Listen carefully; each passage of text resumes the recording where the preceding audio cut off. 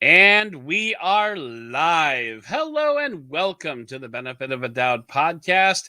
I am your host, Adam Dowd, and joining me is Clifton Thomas. Good evening, Cliff. Good evening, sir. Another. I'm sorry, were you going to say something there? We'll just rewind that. Good evening, sir. How are you? I am doing well, and yourself? I'm tired. I know, me too, man. It's I'll be honest, I had a little drinky poo earlier tonight because I kind of forgot we were going to do this. And so I'm not saying I'm inebriated, but You're, you're I'm nice and feeling loose. I'm loose. I'm definitely loose. That's definitely the case. So we are here to talk about the Lenovo Chromebook Duet 5 13-inch tablet. Now you have the original Duet that I do. we reviewed, and I reviewed that and came off quite very impressed with it. And the first thing that I think really needs to be said about the Lenovo Chromebook Duet 5 is the fact that when I went to Disney, and I'm sure my audience is getting sick to death about hearing about goddamn Disney every Starting to goddamn sound like week. Grandpa Simpson in World War II. I swear we're almost done. Anyway, so when I went to Disney, the Chromebook Duet was the only computing device that I took with me. I had an iPad and I had, phones, obviously, but like as far as like desktop computing devices, that's the only one that I took with me. I could have taken a MacBook, I could have taken any number of Lenovo tablets, I could have done anything like that. Yes, I see you have an S22 Ultra. Guess what? I've got two. Anyway, so That looks like a magic trick. It's the same color. it is. It is. Coincidentally, AT&T sent me one of the same color that I had ordered. Anyway, but that is the only computing device that I took with me aside from my phones and my tablet, and I used it quite a bit while we were on vacation because I am who I am. But yeah, I just that's like the first thing that I wanted to express about the Chromebook Duet is that it is a pretty, it is a solid enough device that it can be your only computer. Now, I wouldn't probably go to it full time, but although, one of these days I really should just try to do like a week on Chrome OS entirely, just to see how it goes. I've got the Samsung Galaxy S Tab 8 here, Tab 8 Plus. Galaxy S Tab 8 Plus. Yeah. God, I hate Samsung's naming schemes. Anyway, I've got that here, I and I mean, is it worse than no, Lenovo Duet Chromebook Duet 5? no, it's not actually. Now that you mentioned it, but I've got that here, and I spent about half a day working on it the other day, which actually went remarkably well. But we're not here to talk about that. Though there might be a comparison piece coming up at Digital Trends. Stay tuned. We are here to talk about the Lenovo Chromebook 5. Now, before we get too far into the weeds, I should probably just run down the spec sheet here real quick. We've got a Qualcomm Snapdragon. We have a Qualcomm Snapdragon S.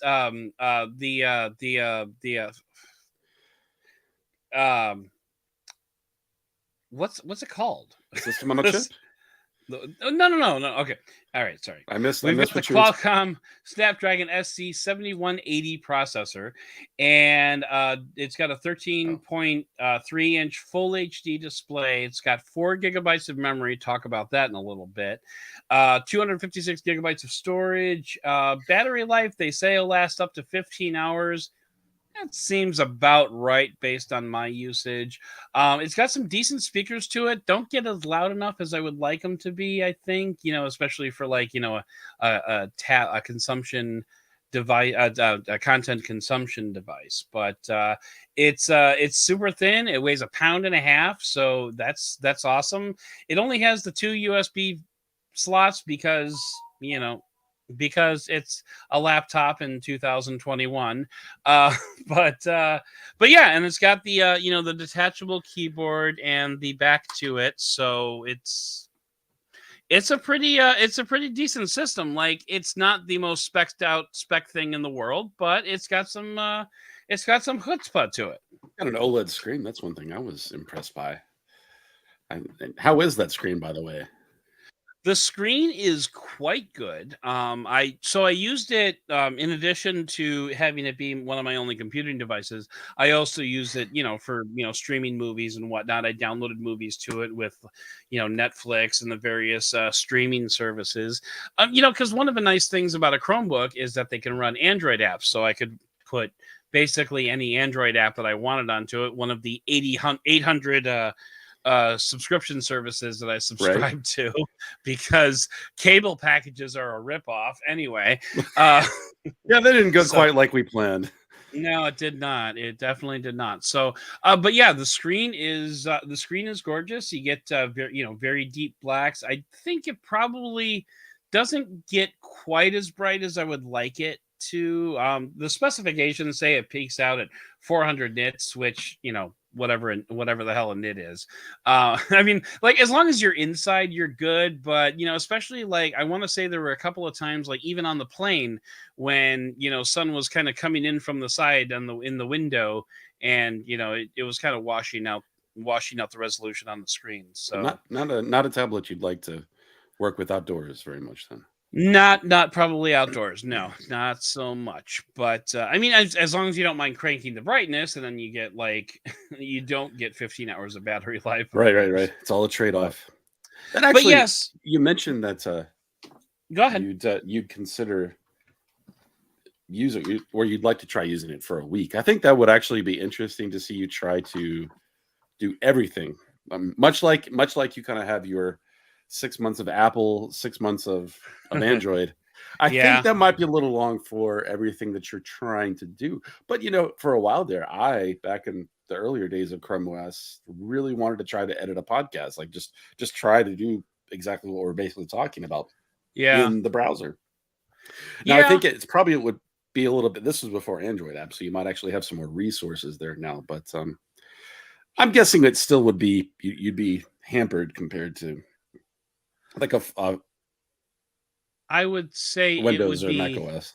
it would be a less than ideal experience. That is for sure. So now there is a Chrome extension actually for Audacity, Really? which I thought was interesting. Yeah, so like in theory, you could run Audacity in a browser. I don't think I'd ever want to try it, but you could. I think for doing like something like podcast editing, if I were going to use an iPad, certainly it would be GarageBand. But if I were going to use Chrome OS, it would probably be like Power Director. Like Power Director is a video editing software, but it does multi-track audio. So that would probably be the closest thing that I could think of that might actually. But that's an Android app, right? So that's an Android app, yeah. But right. I mean, one of the benefits of Chrome OS is you can run Android apps, yeah, exactly. and not crappy Android apps like on Windows. So and because you have a touchscreen, you can actually take advantage of the way they're supposed to be or supposedly should be interacted with. Now, did this come with a stylus? This did not come with a stylus, and as far as I know, it never will come with a stylus. I don't know. There is a stylus, I'm sure, that you could use for it. I know Lenovo has a stylus that you can use with most of their laptops. I forget the actual name of it, but it doesn't come with a stylus, unlike the Chromebook that you have or the Duet that you have. But it does. I mean, one of the nice things is, unlike the Duet original one that you have, which I'm sure has an official name, but its name escapes me at the moment. But unlike the Duet there, it actually does have a trackpad on the keyboard, which is nice, so that you can use a mouse with the with just like a computing desktop, like an actual computer. You know what actually, I'm saying? For some reason, I recall that having a really, really tiny trackpad. Maybe it did.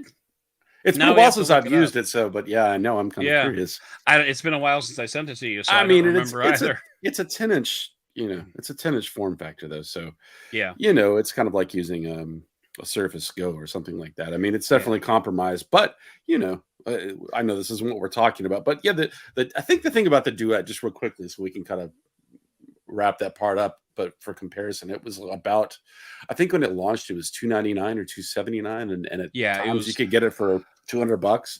So it was just everything looking through the lens of that price. It was just was made so much better. It was just such a great little device for the money.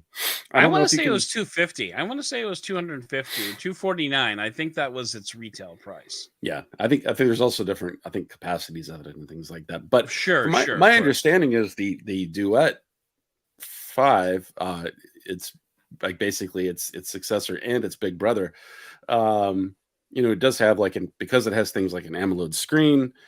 It's larger, has more premium build. It's quite a bit Has a more expensive, Snapdragon isn't it? processor too. Yeah. Right. So I think right it's around now like $500, something like that. it's sitting at on Lenovo's website, which is usually not the best deal Right. you can find, but on Lenovo's website it's sitting at 417.99. Okay. Well, So and so it's marked down 16% from 499. So I believe the MSRP is actually, 499, but it is currently sitting on Lenovo's website at, at $82 off. So it's 417.99.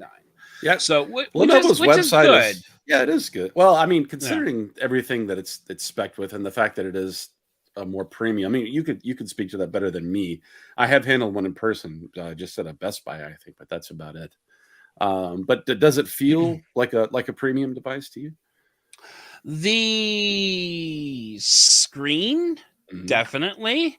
And you had this with the original Duet, but the keyboard case is, it's plastic. It's Mhm. it's a plasticky material. So I mean, it feels, I mean, I don't want to say it feels cheap, because that's definitely not what it exudes, but I would say it's definitely not as so. Okay, for example, I just submitted a review for the Bridge Pro, the Bridge Max Plus keyboard for the iPad 10.2. And the thing is, originally bridges were made out of, like, aluminium and whatnot that went with the that went with the iPad. This bridge is actually designed to be more durable, and it's got a different attachment mechanism to it. So it's mostly polycarbonate. Mhm. So you get a cheaper feel out of that compared to, like, the aluminum that you used to get. Same thing here with and I'm not saying that the original Duet, the original Duet was also a polycarbonate Yes. keyboard. So it's not that there's a step down in quality, but it's not amazingly beautiful build quality Like you're like you not like might on a get from other, Surface or something like that that has the like from a Alcantara. Surface or a lot of other two-in-ones. Right. You'll get that. Yeah.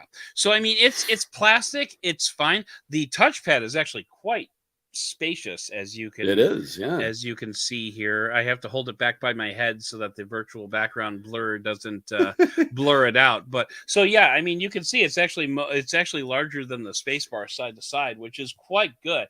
And the tablet itself, in accordance with most Lenovo um, tablets, it is very solid. It's aluminum all the way through. It's got that tune tone on the back, which actually the original Duet had as well. The the stand case for it attaches magnetically, That so you is can, really nice. yeah, so you can take that off. You can take the keyboard off and just go straight into like a tablet mode if you want. And similarly, the operating system responds if the keyboard is attached or not. So you get like a different mode for keyboard being attached as opposed to key. For the most part, when I was using the Chromebook, I was using it mostly like a laptop.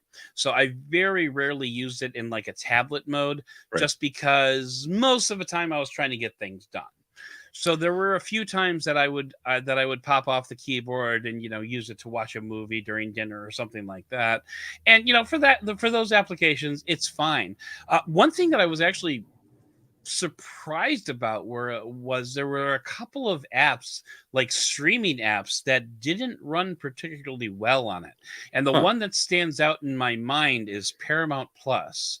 For some reason, like the Paramount Plus app, and again, that's an Android app, Mhm. so it did not run particularly well on this Chromebook. And it was basically the type of thing where you had to kind of force a restart, and sometimes it worked fine, sometimes it didn't. It was very hit or miss as to whether or not Paramount Plus was actually going to work on it. I don't recall any other streaming apps that specifically had that problem.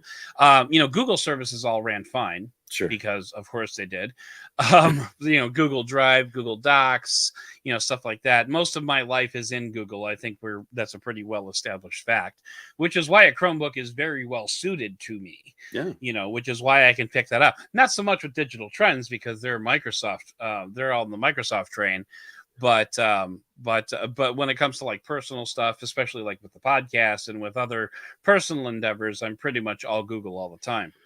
Now, my experience with this form factor or with Chrome OS tablets that are like a 2-in-1, like the Duet or the Google's Pixel Slate, I think it was called, is that I find like it's the happiest medium of all of the mobile or I should say just all the different OSs that are out there, between blending like a desktop experience, because Chrome OS does give you a full desktop browser. Yeah. And also being able to be super productive, like in a desktop environment. Mm-hmm. Granted, I don't use iPads very often, so I don't have a lot of experience with modern iPad OS. But I feel like if I'm comparing like Windows or Chrome OS with Android apps, especially in like a 2-in-1 with a touch screen, like media consumption versus getting stuff done, it's definitely better for the media consumption for me than Windows, and not quite as good as like Windows for the desktop oriented stuff, but definitely better than Android, even with like the DeX experience. But you could probably speak to that better than me. We should actually probably talk about DeX one of these shows, because I've been using the Samsung Galaxy Tab S8 Plus for a few days now, and I tweeted actually earlier today about how the DeX experience, I keep flipping back and forth between tablet mode and DeX mode, and neither is all that good. But I think that's actually more on me. I think I just have learning to do about when it comes to using DeX mode, because I never use DeX on like my desktop computer, like plug in my Note into a monitor and use it like that. I never did that. So that is something that I will be exploring, of course, now that I'm fully embedded back into the Samsung ecosystem. I'm 3/4 of the way into the Samsung ecosystem these days. The only thing I haven't set up yet is the Watch 4. But that's only because I'm doing another smartwatch review. You're going to be neck deep in there pretty soon. I am. It's going to be exciting. But all right. So we're coming up on the end of the Duet review. Overall, I would say like it's a really solid device. Like if you're looking for a Chromebook, there's really, sure, there are other Chromebooks that you can get. This one runs pretty well. It is on an ARM processor. It's on the Snapdragon processor, so keep that in mind. So if you're looking for something that with a little bit more power, you might want to hang around on the Intel side. But like, it bugs me. Like the few hangups that I've had bug me on the Chromebook, because I have to wonder like where that problem is coming from. Because most of the time, actually, I would say all the time, I had a bogged down issue. It was while running an Android app. It wasn't while using Chrome OS.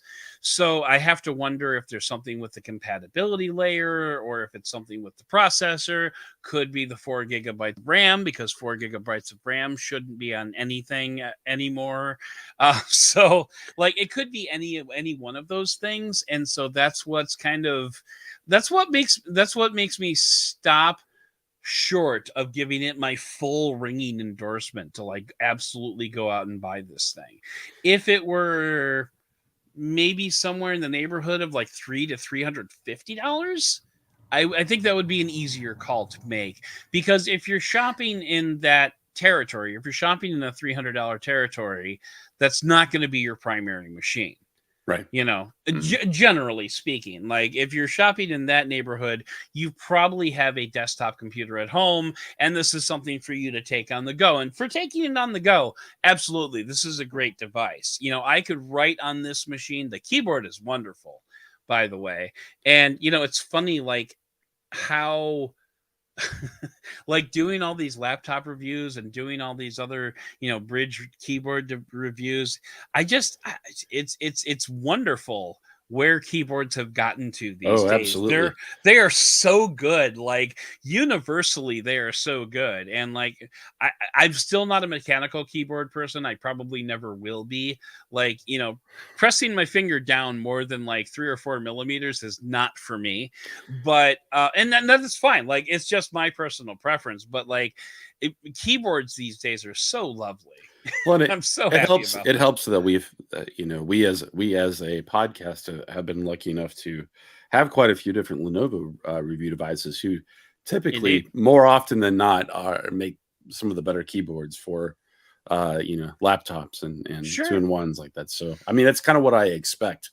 Yeah. More not. I am with you real quickly though, and I think just in general, if you're paying $500-ish for any kind of you know, tablet or laptop or somewhere in between like the Duet, it should have more than 4 GB of RAM at this point. Yeah. You know, Yeah. Chrome is historically, even Chrome OS loves more RAM. You can definitely see a difference in performance, especially if you have a lot of tabs. And so, you know, I Yeah. can understand it at the price of the original Duet, but even if it was 6 GB of RAM, I feel like, It would make such a difference. and I know that we have supply shortages and component shortages and things like that, Yeah. but it seems like such a relatively inexpensive way to throw something in there that, you know, you can't upgrade because it's soldered to the system that Yes, it is.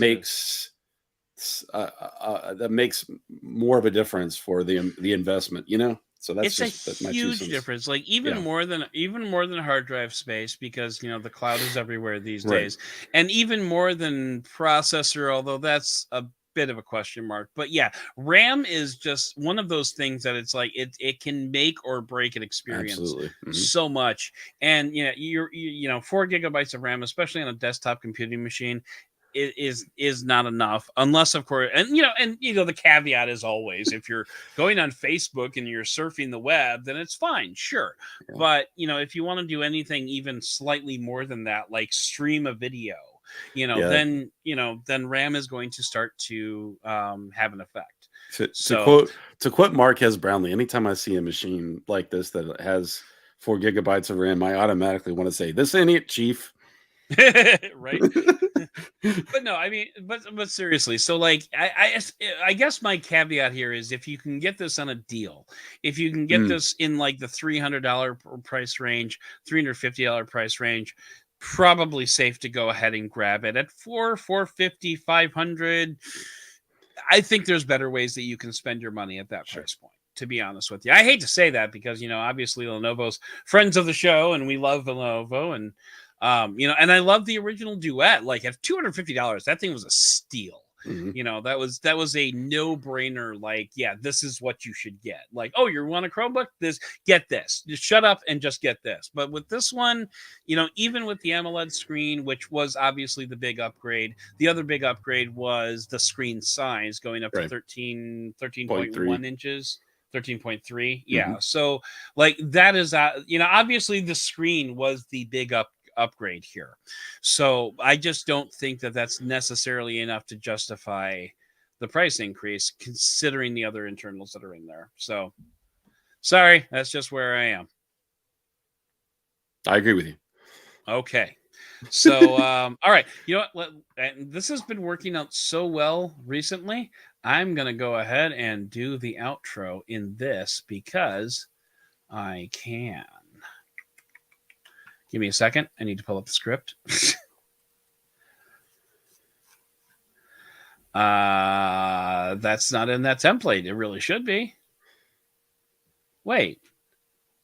That's not right. What the hell is that? Oh, you know what?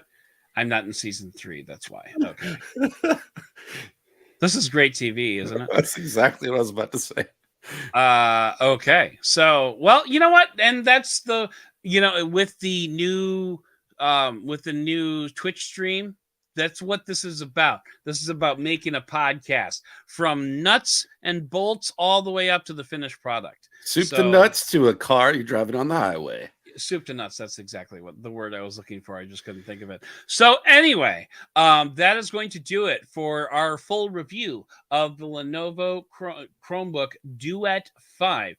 The Lenovo Chromebook Duet 5 13-inch. Please consider subscribing to this podcast if you enjoyed it. And if you really enjoyed it, I would love it if you would write a review for the show. You could do that at ratethispodcast.com/benefit. You can write to the show by visiting benefitofadoubt.com/contact. I'd like to thank co-producer Cliff for coming on and talking with us about the Chromebook and for all of his hard work behind the scenes. But most of all, and as always, I'd like to thank you for listening and for giving us the benefit of the doubt.